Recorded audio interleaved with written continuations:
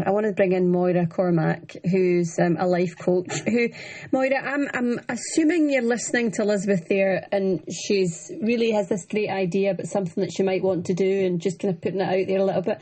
Would you have some advice for her on what she might be able to do to actually follow through and execute the plan? Goodness me, that's some question. I mean, it's very difficult because when you're lonely, you are pushing, you're finding a sort of inner resilience, an inner, there's this pressure of expectation to be having a good time at Christmas and to be sociable. And when you know you're going to be alone, you sort of surround yourself with a shield of resilience to cope. So to get through that shield of resilience and say, actually, it's okay to be with all sorts of other people, and if you don't have family, that's okay, then that person has got to sort of gently let down the shield that's around them. And they need that shield because they need that shield to keep themselves safe inside the loneliness, because if they were to have it pierced, then they might truly feel how lonely they are.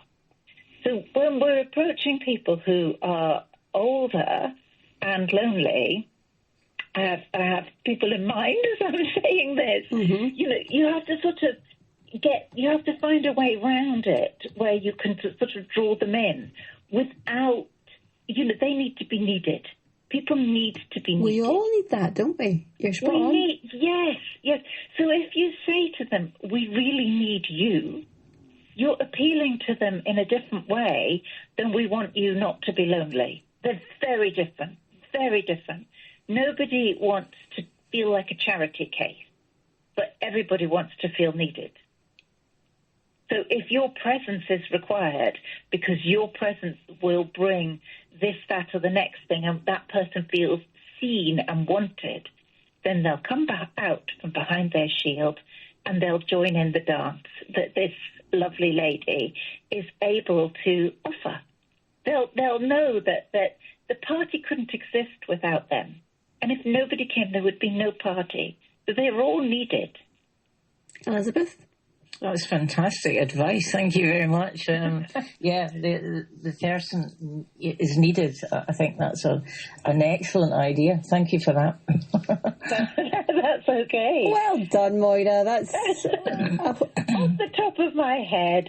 Fabulous. But I think there's definitely something in most of us that are either part of this conversation. If you are part of this conversation. And by listening, then we've probably all had the feelings of loneliness that we've mentioned, but also that need, the need to feel as if you're contributing something, which is so important. And I think the description there of that the shield of protection around you, Moira, I think sometimes is why maybe some people actually prefer to be on their own, because it's easier in a way. Yes, because it takes courage to be on your own. And once you've garnered up that courage and surrounded it by yourself, you know, if you were to drop it, you would really feel the loneliness, but you can live inside that. And it's called resilience. It's useful skill for surviving. It's not to be knocked. However, you don't always have to have it up. And there can't be a party if people don't go. So everybody who is going to the party is valuable because they're all bringing their own understanding of the shield and of the loneliness inside it. And if they didn't have it, they wouldn't have the empathy to support other people as they go through that. I think they're all needed for each other. We're all needed. We're here, as they say, to walk each other home. We're here to understand each other. We're here to be and share the love that we are. And that's part and parcel of it to me. Oh, that's a nice way to think about it. We're here to walk each other home. Moira, you're almost getting a tear out of me here.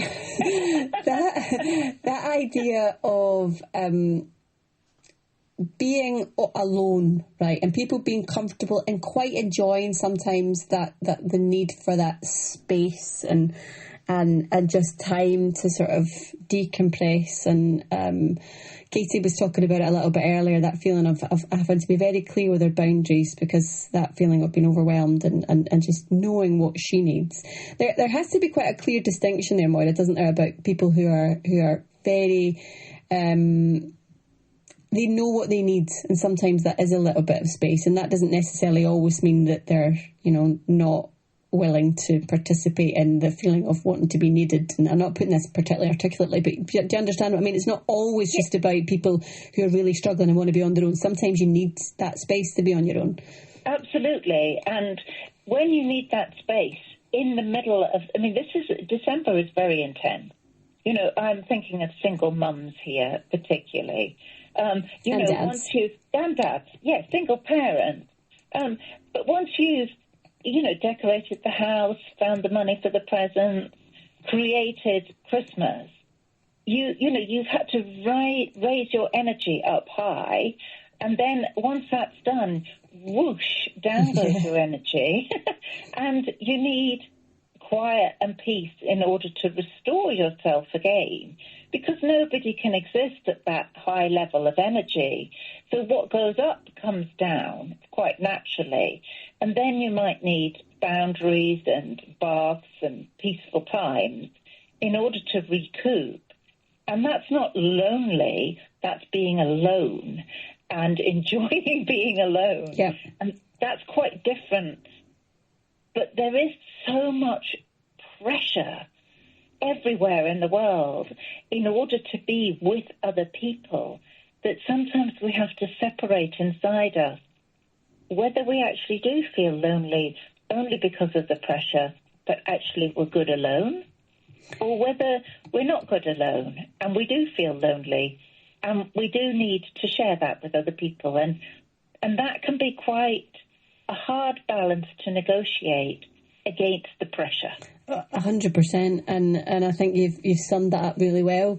I'd like to ask you, and I'll give you some time to think about this, and I'll come back to get loads of people I want to speak to before the end of this part of the programme, but to give us some ideas of how, if people are in that other sort of place of feeling lonely, not alone, like we've discussed, what can they do? So some ideas for people to try and get out of that cycle of feeling lonely, right? So I'll come back to you in just a second, if that's okay with you, Moira.